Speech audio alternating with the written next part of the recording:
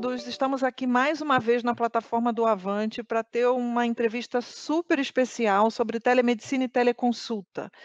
Meu nome é Valéria Brown Rosenfeld, eu sou médica intensivista e nutróloga e sou responsável pela área médica e científica da Nestlé Health Science.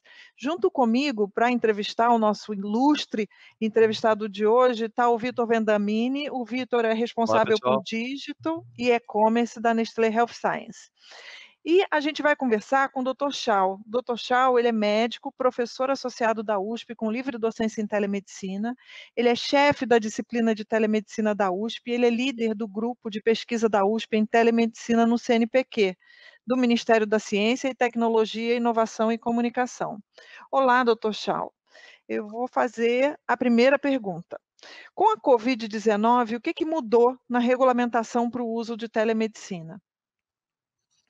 Bom, primeiramente eu queria dizer que a telemedicina já estava aprovada para uso no Brasil, na verdade desde 2002, e no ano passado, com a entrada do novo Código de Ética Médica, e passou a constar no Código de Ética Médica sobre o uso de telemedicina. Então, a nossa resolução, embora antiga, seja de 2002, mas ele é autorizado. Porém, com a pandemia do Covid, e por causa da decretação do estado de calamidade pública, o que representa urgência e emergência, isso nos reforçaria o artigo 37º do Código de Ética Médica, que já fala de que o médico está autorizado a fazer a consulta e a prescrição, mesmo não presencial, em caso de emergência, tá? E, inclusive, é nesse artigo 37º, que no parágrafo 1º ele cita a telemedicina. Mas o que aconteceu quando foi decretado a calamidade pública? É que, na verdade, nós tivemos um ofício no dia 19 de março do Conselho Federal de Medicina, informando ao Ministério da Saúde que tinha sido liberado 3 serviços: teleorientação, telemonitoramento e teleinterconsulta. No dia seguinte, o Ministério da Saúde, no dia 20,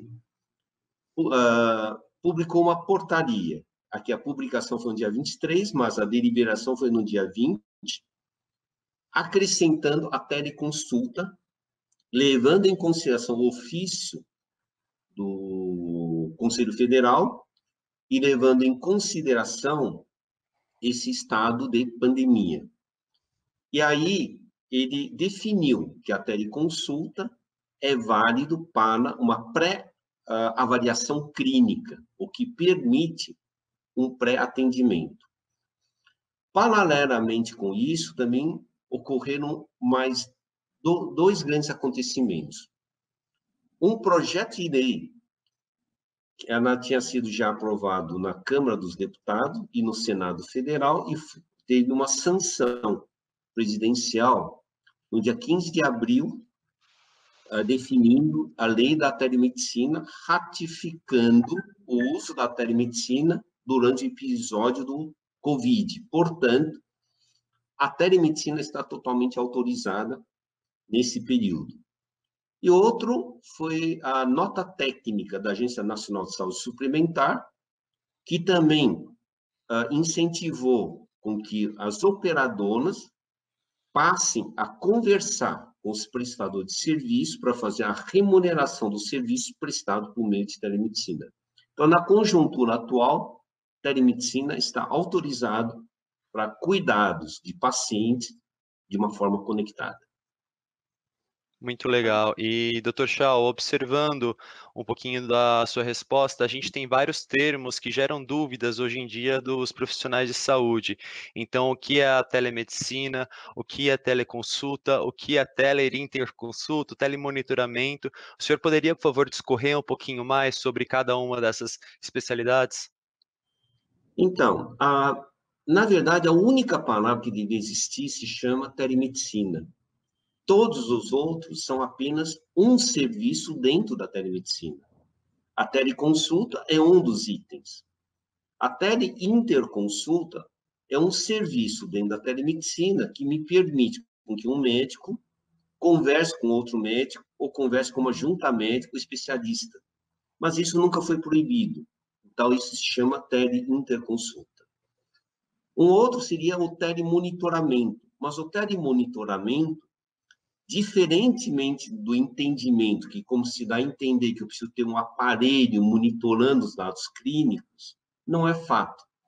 O telemonitoramento a que nós referimos é quando eu conheço um paciente e eu estou acompanhando ele de uma forma mais longa. Então, um telemonitoramento crônico. Exemplo, se no período de Covid tiver uma pessoa em quarentena, eu posso estar fazendo um telemonitoramento contínuo até ele se recuperar com televisita. Então, isso é um telemonitoramento. Teleorientação é você estar em isolamento e você precisa de uma orientação. Eu converso, eu faço uma análise estruturada, eu faço, digamos, um raciocínio clínico e eu vou te orientar. Então, na verdade, uma boa teleorientação obrigatoriamente envolve digamos, uma pré-avaliação clínica. Só que isso é implícito. Portanto, o Ministério da Saúde definiu que a teleconsulta é válida. Então, significa que eu faço uma pré-avaliação clínica para que eu possa construir um raciocínio e faça uma orientação. A teleconsulta é que nós usamos a palavra consulta para muitas coisas, e é aí que existe um entendimento errado. Mas a teleconsulta, ela é fundamentalmente utilizada quando estou interagindo com o paciente e talvez um paciente que eu desconheça. E dentro da situação do Covid, foi autorizado, porque isso reduziria os riscos de contágio, inclusive seja do médico, ou seja do paciente que vai se deslocar no transporte público, ou seja, o paciente dentro do hospital. Então, a teleconsulta foi autorizada como um processo, inclusive, de triagem referenciada. Juntamente com esses 4 termos, existem mais uns 6 termos de serviço que podem ser usados pela telemedicina, entre eles, telediagnóstico, tá? E teleeducação e vários outros. Então, aqui é só para dizer, não confundam telemedicina com teleconsulta. Teleconsulta não é muito mais do que 10% da telemedicina. Então, nunca a menor parte pode representar a maior parte. E a teleconsulta, ela tem que seguir diretrizes fixas. Porque se é o Conselho Federal de Medicina que está gerenciando, então a teleconsulta é um ato médico. Ato médico tem que seguir várias diretrizes que estão dentro do Código de Ética Médica, entre eles, sigilo. Portanto, softwares gerais de mensagem que não garantem sigilo não podem ser utilizados, independente de qualquer regulamentação, porque já estaria infringindo o próprio Código de Ética Médica, que é deixar vazar dados sigilosos. Um atendimento médico é um atendimento reservado entre o médico com o paciente e a guarda desse sigilo importante. Isso é válido no convencional ou por meio digital. E quando e como usar a telemedicina? Quais são os benefícios? Bom, eu acho que, assim, às vezes existe um entendimento errado, como se a telemedicina fosse uma coisa e a medicina fosse outra coisa. Eu falo sempre que a área médica tem que enxergar a telemedicina como o recurso que permite criar a medicina conectada. Então, isso quer dizer que todas as decisões de prover um atendimento de qualidade está nas mãos do médico. Ele que vai decidir os limites que um tele é viável e quando o presencial é obrigatório. O melhor exemplo que eu dou são os bancos. Hoje, os bancos são bancos conectados. Os bancos têm o internet banking e tem o banco físico. Internet banking, por analogia, pense na telemedicina. E o banco físico, os hospitais, consultórios, laboratórios. Quando é que vai fazer um limite de um para o outro? Nesse ponto, às vezes tem o usuário e às vezes são as regras. Então, eu diria, o médico é que tem que checar até que ponto que a avaliação, digamos, conectada é viável. Porque, inclusive, ela pode se expandir ou diminuir. Então, exemplo, a dermatologia. Ela vai dizer, olha, provavelmente 70% eu consigo fazer conectado. A psiquiatria. Pode ser que diga, eu também tenho muita possibilidade, assim como ocorre com a psicologia. Mas, provavelmente, alguns outros podem dizer que não. Então, vamos supor que a neurologia, a cardiologia, em alguns pontos que precisa do exame, ou a oftalmo, porque eu não tenho fundo de olho, não tenho lâmpada de fenda. Então, cada especialidade tem que definir aonde que ele pode atuar. Então, para mim, a melhor forma é definir que telemedicina não é uma ferramenta. Telemedicina é um método médico de cuidar de alguém de uma forma conectada. Por ser um método, ele é que escolheu, ele assume total responsabilidade pela escolha e ele define quando deve ser o presencial. E algumas pessoas me perguntam, mas se eu vou ter que fazer um atendimento presencial, então a telemedicina não serviu para nada. Quer dizer, errado. A telemedicina serviu para diminuir a aglomeração. Porque se eu faço um atendimento e eu fiz criteriosamente a seleção de quem precisa, no meu atendimento, eu reduzi a aglomeração na sala de espera ou nas filas de espera, portanto, a telemedicina funcionou muito bem. A isto vão chamar de telemedicina de logística em saúde e a melhoria dos cuidados. E se o senhor me permite, doutor Chao, eu estava vendo uma pesquisa muito interessante dizendo também que a diminuição de distâncias, tem muito pacientes que às vezes tem que viajar 400, 500 quilômetros, isso acaba sendo um benefício e um valor muito grande para a sociedade, além de uma agilidade no tratamento do paciente, que acaba sendo bastante ágil também, você consegue às vezes não precisar esperar tanto tempo para fazer um pré-diagnóstico ou algo nesse sentido. Uma outra pergunta que eu gostaria de fazer também é a respeito de quais são as ferramentas e best practices que o senhor vê hoje dentro de mercado e para quem, em quais situações deve se utilizar a teleconsulta que o senhor recomenda. Bom, eu já vou falar ao contrário, o que não pode ser, para depois o que pode ser. Joia. O que não pode ser, telefone.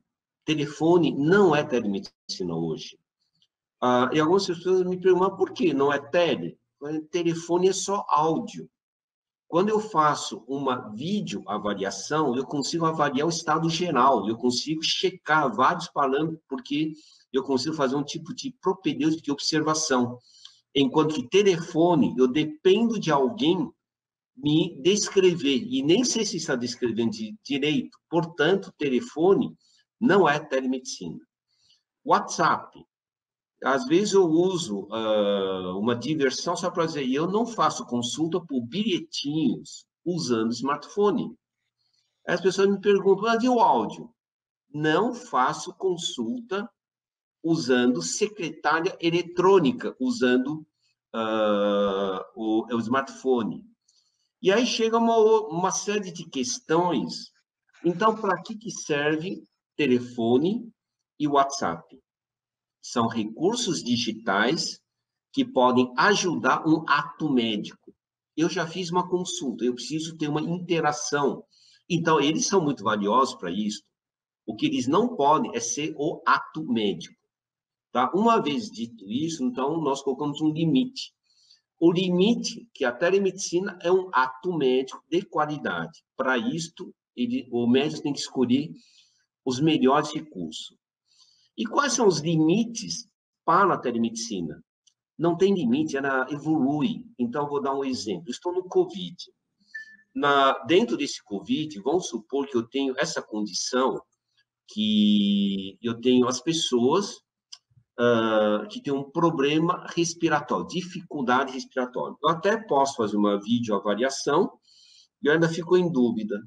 Mas se você tivesse um oxímetro digital em casa, será que eu não conseguiria ser mais preciso na minha avaliação Se você está tendo um problema respiratório e eu preciso te encaminhar para um pronto-socorro imediatamente, porque a saturação de oxigênio está muito baixa, tá? Então, isso é um exemplo. À medida que crescem os aparelhos, eu posso ter uma variação melhor. Pois, atualmente, lançaram um equipamento chamado Tito. Ele é um equipamento que vem com termômetro digital, máquina fotográfica alta resolução, um adaptador para otoscopia e um abaixador de língua com uma lanterna para uso domiciliar. Quando eu tenho isso, eu posso fazer uma propedêutica. Então, telemedicina é isso. Ele vai evoluindo à medida que os aparelhos se tornam mais disponíveis. O fundamento 1, o médico define se aquela aparelhagem, aqueles dados são confiáveis o suficiente para tomar decisão. Isso é a telemedicina. Então, a telemedicina ela vai evoluir muito, principalmente com a expansão dos wearables, tá? Então, isso é importante. E, doutor Chao, pensando na quantidade de novidade que a gente tem com relação a isso, quanto que os profissionais de saúde aderem à telemedicina e à teleconsulta? Então, hoje, você sabe, na verdade, fico chateado pelo fato da resolução 2227 ter sido revogado no ano passado.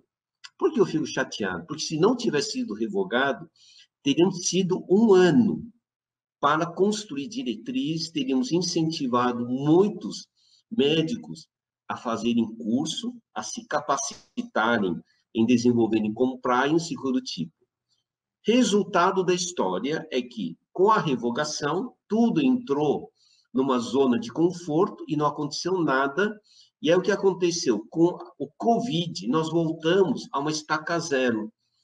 Muitos foram pegos novamente de surpresa, sem ter tido a diretriz de formação. Então, nesse momento, a situação é o seguinte: os médicos não deveriam fazer desesperadamente a telemedicina sem se instruir, no mínimo, um curso de 10 horas para entender as questões de ética, segurança, como escolher ferramenta, como se portar diante de uma câmera e como documentar os dados dentro de um ato médico. Isso seria fundamental.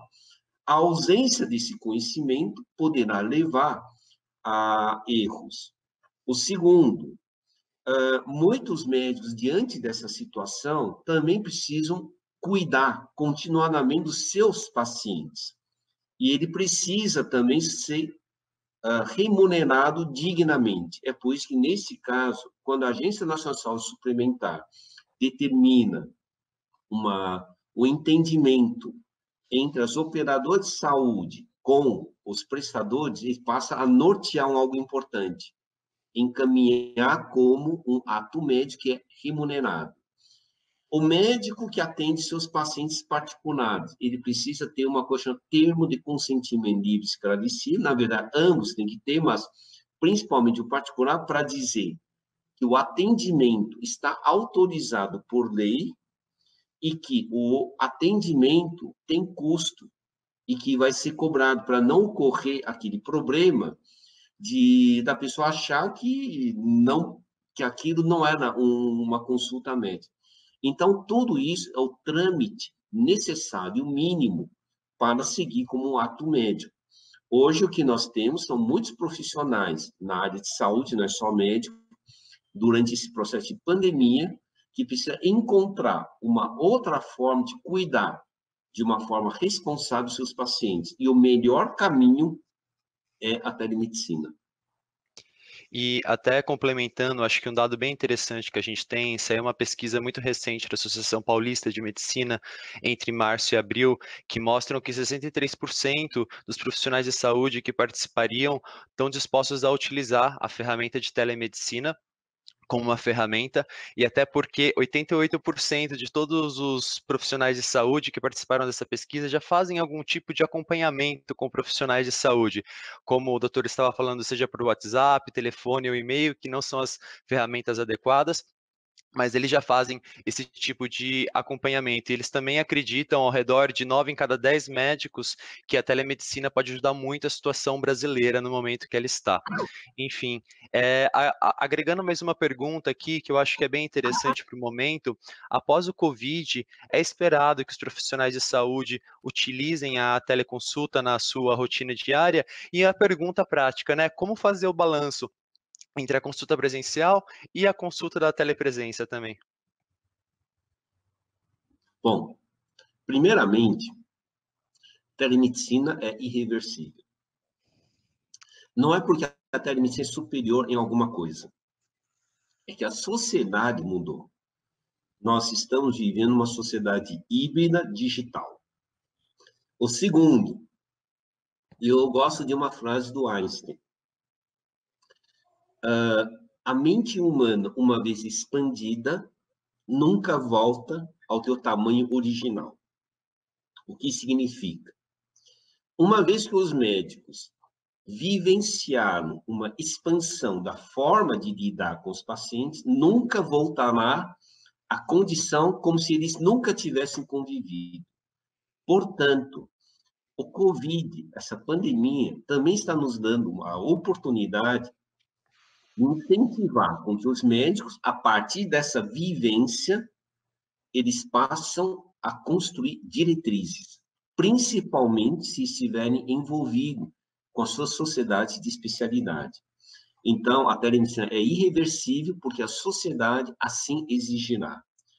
A outra é o que é humano? O que é uma humanização? E muitas vezes eu disse, eu já defendi muito no ano passado, telemedicina não desumaniza. Quem desumaniza são os médicos pouco humanos. Eu vou dar um exemplo agora com o Covid. O que é mais desumano? É não fazer nenhum atendimento ou atender por telemedicina. Eu acho que com isolamento fica muito óbvio. A ausência de atendimento é desumano, tá? Então, isso é um fator muito importante. A mesma coisa que eu diria, o que é desumano? Eu chamar uma pessoa para fazer um atendimento, mesmo que seja de 15 minutos, e ele viajou ou ela viajar durante 2 horas e vai levar 2 horas para voltar. E, no entanto, era só para dar um retorno de que o exame estava tudo de acordo com o que nós tínhamos pensado. Isso é ser humano ou é ser desumano? Resposta que eu tenho uma tendência a induzir. A eficiência é humanização. Esse é um primeiro ponto. Aumentar o acesso às pessoas que não têm acesso nenhum é humanização. Então, nós precisamos repensar o que se chama humanização, tá? Então, aumento de eficiência é humanização. A outra coisa que eu gostaria de colocar, mesmo na humanização, nós temos que nos treinarmos para sermos cada vez mais excelentes. Isso quer dizer, a busca da excelência, aí sim, a humanização e uma perseguição de qualidade efetiva é que gera uma medicina bem estruturada. Então, a minha perspectiva é entender que, apesar de que nesse processo de pandemia possa que ocorram falhas, ou talvez superficialidade, ou ansiedade de empresas, outros que vão querer implementar, haverá um grande bloco de médicos que vão ter vivenciado e vão lutar por uma telemedicina ética e responsável, e isso será determinante para que nós criemos a medicina conectada. E essa medicina conectada é a medicina da terceira década do século XXI e que provocará grandes mudanças, inclusive em qualidade de vida. Muito bem. Quando a gente pensa em teleconsulta, ou telemedicina, a gente pensa na questão receituário. A gente sabe que algumas orientações a gente pode dar para o paciente, algumas coisas não precisam de receita ou precisam de receitas que não são controladas. Mas, por exemplo, atestados médicos e receituários controlados, como fazer isso por teleconsulta? É permitido? Se sim, como fazer? Bom, ele foi autorizado. É preciso entender um pouco qual é a diferença entre uma receita médica com certificado digital e uma receita médica digitalizada. A mesma coisa com atestado. Existe uma confusão muito grande, imaginando que tudo porque é meio digital é igual. Bom, receita digitalizada é uma receita que eu fiz manualmente e fotografei ou digitalizei. Isso não tem nenhum valor jurídico, porque ele é passível de ser adulterado. O que é uma receita digital? É quando eu prescrevo em formato digital e depois eu coloco a minha assinatura digital dentro dessa receita e envio para o paciente. E por que o certificado digital é importante? Ele foi aprovado desde 1996, que ele tem um valor jurídico tanto quanto uma assinatura de fato, porque ele prova autenticidade, veracidade, integridade da informação, porque enquanto a informação digital tiver com o certificado, qualquer alteração que fizer, ele acusa, está adulterado. Então, enquanto a informação digital, ele checa a integridade e a irrefutabilidade. O médico, ou quem usou o certificado digital, não pode negar que não tenha sido ele. Isto é o valor legal. Esse valor legal é muito maior do que um carimbo médico com uma assinatura, porque o carimbo pode ser falsificado e a assinatura também pode ser falsificada, e uma pessoa não pode saber, inclusive, se aquilo é correto ou não. Então, está autorizado, inclusive pela Anvisa, que alguns medicamentos que exigem receita médica, ele pode ser receitado por meio digital com certificado digital, tá? E não receita médica digitalizada. Durante a pandemia, você tem essa saída. Ou você faz uma prescrição com certificado digital, e você tem que ter um certificado digital, ou então você manda um mensageiro para entregar a receita de fato, ou o paciente passa. Só tem essas formas. A digitalizada não é legalmente aceita e pode ser recusado. Dr. Shao, a gente teve notícias recentes, essas 2 últimas semanas, como da Sociedade Brasileira de Cardiologia, que lançou uma plataforma de telemedicina para os seus 13 mil cardiologistas associados, assim como o Einstein, que teve um aumento de 80 teleatendimentos que eles faziam para o número de 700 consultas virtuais, também por dia, que ficou muito grande, e a Mil, que abriu a telemedicina para os seus 3,6 milhões de clientes dentro da sua base. A gente vê uma movimentação grande de algumas áreas e profissionais.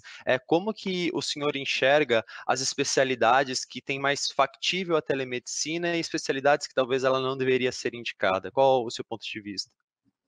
Olha, meu ponto de vista é que muitas áreas, elas vão ser utilizando muito a telemedicina. Então, eu falei sobre dermatologia, tá? Embora não seja medicina, mas a psicologia já tinha autorizado. A psiquiatria vai aumentar muito, porque nós não podemos esquecer que essa questão de Covid vai gerar muita situação de ansiedade, depressão, tudo. Então, eu acho que a área da psiquiatria vai crescer muito. A área de monitoramento de síndrome respiratória, que é mais uma parte clínica. Eu diria que a pediatria também vai aumentar muito, porque os pais também vão começar a ter receio de levar as crianças para pronto-socorro, tá? O acompanhamento de idosos, no sentido de monitoramento, avaliação, doenças crônicas, todas essas áreas vão crescer. Mas, independente do Covid, todas as outras doenças vão continuar a existir. Então, eu acho que algumas coisas relacionadas, inclusive com acompanhamento de pessoas com câncer, né? Pós-quimioterapia, pós-radioterapia, isso vai continuar, não é nem continuar, vai ser colocado como estratégico, porque esses são populações de risco. Então, quanto menos eles se deslocarem, mais eu conseguir cuidar deles em casa, melhor. Então, esse cenário, eu acho que vai crescer muito, tá? A gestão de pessoas crônicas e as pessoas com doenças que podem gerar uma imunodeficiência, tá? Então, aqui, exemplo, são toda a cadeia dos pacientes com doença oncológica. Muito bem. Eu vou fazer uma última pergunta. O senhor falou sobre a frase do Einstein, também adoro essa frase, a mente que se expandiu nunca volta ao lugar. E aí a gente olha para o futuro. A gente, por conta da pandemia, teve uma liberação mais ampla do uso da telemedicina e da teleconsulta. Quais são as expectativas para o futuro? O senhor acha que vai ser uma resolução só para a pandemia, que depois tudo volta ao normal? Ou o que a gente pode esperar com relação ao futuro da telemedicina e da teleconsulta? Bom, eu acho impossível que seja proibido. Porque nós não podemos esquecer que quando você diz Sociedade Brasileira de Cardiologia, Einstein, operador de saúde e outros que estão montando as suas infraestruturas, primeiro que eles não são hospitais de campanha, eles são estruturas permanentes. Dizer que é para desativar isso tem que ter muita justificativa para provar que tem que ser desativado. A outra coisa, o mundo está caminhando já nesta década passada para institucionalização da telemedicina. Então, a outra coisa, como que o Brasil pode ir ao contrário? Né? Então, e o Conselho Federal de Medicina, pouco provável que ele anule. O que o Conselho Federal de Medicina pode fazer? Tudo que é antiético, tudo que é feito de forma irresponsável, sem uma certificação, sem uma acreditação, tem que ser proibido. E aí eu sou a favor. Tá? Então, para que a telemedicina ela possa crescer no país, eu apostaria em algumas coisas. Primeiro, investimento em educação maciça. A melhor forma de fazer uma coisa funcionar é ofertar muita educação para que se gere uma massa crítica. Segunda, envolver todas as sociedades de especialidade para que eles ofertem aos seus membros oportunidade, recursos para discutir de uma forma acadêmica e ética sobre uma aplicação responsável. Né? Isso é importante, porque a telemedicina só se firma quando todas as sociedades disserem as nossas diretrizes são essas e o Conselho Federal crie a resolução dando uma certa flexibilização para cada especialidade. Então, toda a sociedade de especialidade deveriam estar participando muito ativamente desse processo. E a terceira é criar um processo de acreditação, certificação e auditoria. Porque não existe nada de boa qualidade se eu não tenho um controle de qualidade. Então, não só nós temos que instituir, como nós temos que fazer uma acreditação para ver se as instituições estão garantindo uma renovação contínua, uma formação profissional contínua e uma auditoria externa para garantir que aquilo está sendo feito de acordo com o que eles falam. Assim eu vejo o futuro da telemedicina dentro desse processo que eu chamei de medicina conectada ou um ecossistema de saúde conectada. Fora isso, eu também vejo que todos os outros setores vão estar interrelacionados.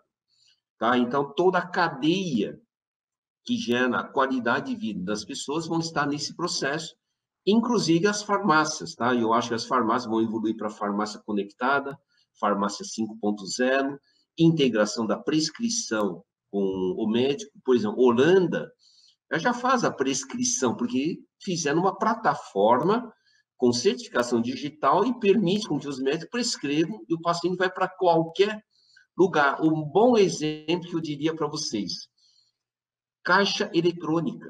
Vocês já viram que fascinante que nós somos hoje? Eu posso sacar dinheiro, seja no banco, seja na caixa eletrônica perto da minha agência ou para qualquer lugar no aeroporto ou no Brasil. E eu vou com a minha biometria e ele instantaneamente já controla o meu saldo. A tendência também das farmácias vai ser essa. Assim como existem as caixas eletrônicas, as farmácias estarão integradas e será uma farmácia 5.0. Essa construção é que nós temos que nortear, e aí eu vejo muito improvável que o Conselho Federal de Medicina apenas proíba. E eu acho que vai proibir tudo que houve exagero, inconsistência e que gerou, digamos, malefícios para a população. E falando do lado de tecnologia e vendo tendências, eu concordo 100% com o senhor, porque a gente vê o conceito de saúde 5.0, que é quando tem toda a integração de dados dos pacientes. O que é isso? É quando um médico recebe um paciente, os dados dele em total segurança chegam a outro médico também, e todos conseguem ter a mesma visão desse paciente, assim como toda a cadeia, clínicas, laboratórios e assim por diante. E isso da forma como está acontecendo com wearables evoluindo, que são ferramentas de monitoramento domiciliar, Big Data e Analytics, esse conceito de saúde 5.0 é algo que tem a crescer cada vez mais, é muito difícil retroceder. Muito bem. Exatamente. Nós gostaríamos de agradecer bastante, né, Vitor? Nossa, Sim, é muito. tão elucidativo esse tipo de informação.